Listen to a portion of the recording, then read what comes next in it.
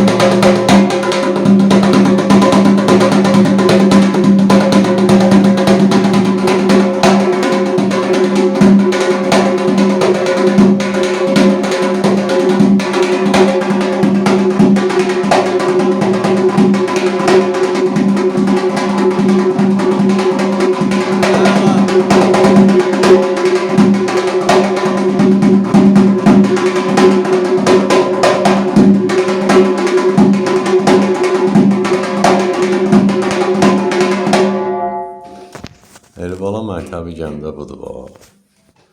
Öpürəm sən rəhim bala. Allah can sağlığı versin. Sənət yolun işıqlı, nurlu, urzulu, bərəkətli olsun, amin. Yəni, Elbala məktəbi budur. Eldəniz müəllimi Yaşar şeiri Gəncə şəhəri şeirimizdən Mülçılar Mədənə Sarayının qapısı xalqın balalarının üzünə açıqdır. Biz hazırlıq qəbul edirik. Nəyi bilirsə də tələbələrlə paylaşaq. İndi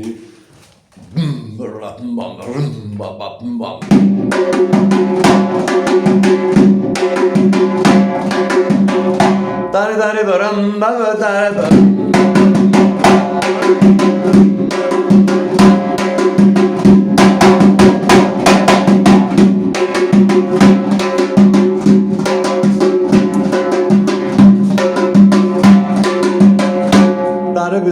Dari barak kadın budur.